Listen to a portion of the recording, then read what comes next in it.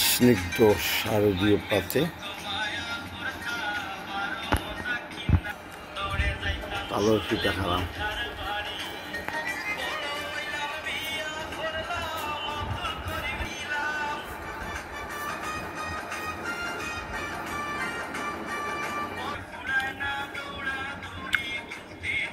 খুব মজার তালের পিঠা।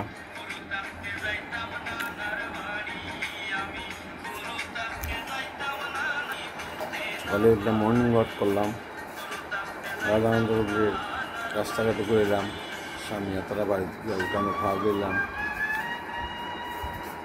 রামর মেট্রো করতে গেলাম, পাখির গান শুনলাম, গানের পর দেখলাম।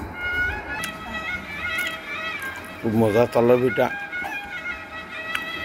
রনিতারা বাড়িতেও খাইছিলাম।